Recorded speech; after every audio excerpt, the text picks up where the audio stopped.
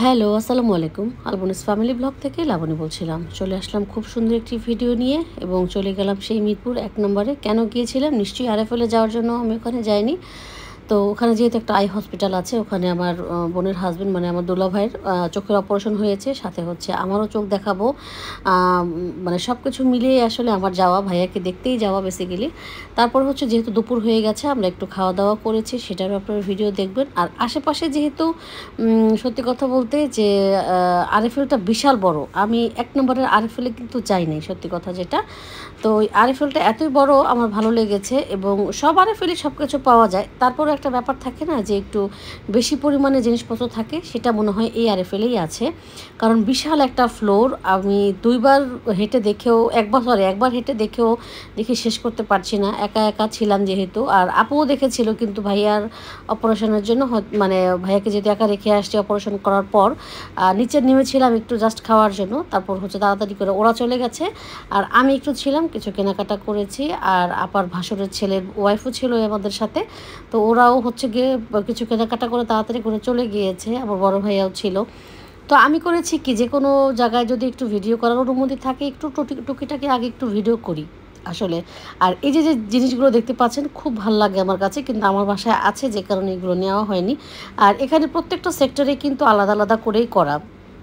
আর হাঁড়ির কাছে আমি বেশিক্ষণ স্টে করিনি, কারণ হাঁড়ি দেখলেই আমার মাথাটা খারাপ হয়ে যায়। সত্যি কথা বলতে, এটা যে কোনো হাঁড়ি পাতিল হোক, যদিও এখন ননস্টিকি বা হচ্ছে গিয়ে মার্বেল কোটিংয়ের যে জিনিসপত্রগুলো পাওয়া যায়, নতুন নতুন কতগুলো ফ্রাইং প্যান পাওয়া যায়, হাঁড়ি পাওয়া যায়, দেখতে ভাল লাগে আমার কাছে এবং কিনেও আমি প্রচুর। তো এখান থেকে কিনে নিয়ে গিয়েছি, তবে অন্য জিনিসগুলো নিয়েছি, হাঁড়ি পাতিল নিয়ে যাইনি। তো যাই হোক, আমি দেখতেছি আর যেহেতু দুপুরবেলা একদম নিরিবিলি, কোনো রকমের মানে মানুষের ভিড় নেই, তাই আরাম করে কিন্তু দেখতে পেয়েছিলাম। আর কিছু কাপ সেট নিয়ে আসা হয়েছে, তারপর হচ্ছে কিছু বাটি, তারপর প্লেট, টুকিটাকি মনে করেন যে কাচের আইটেম কিছু নিয়েছি, কিন্তু হাঁড়ির পাতিলের তেমন একটা কিছু নেওয়া হয়নি।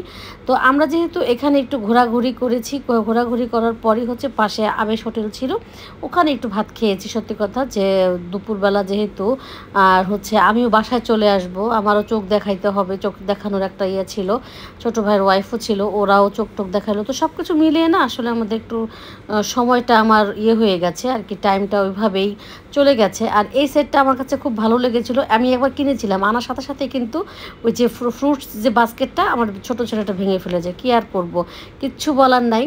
আর আমার কাছে না সত্যি কথা যে চুলার সাইডে গেলে না আমার কাছে ভাল লাগে, আমার কাছে বিভিন্ন রকমের চুলার ডিজাইন দেখতে ভাল লাগে।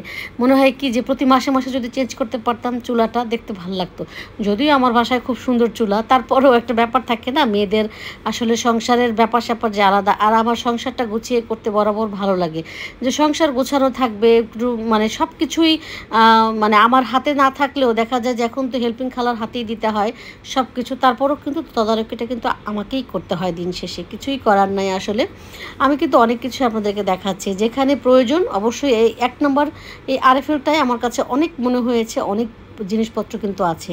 আর এদিক দিয়ে সবাই যেহেতু চলে আসছে, আমারও কেনাকাটা শেষ, এখন আমরা একটু খাবারের দোকানে ঢুকবো।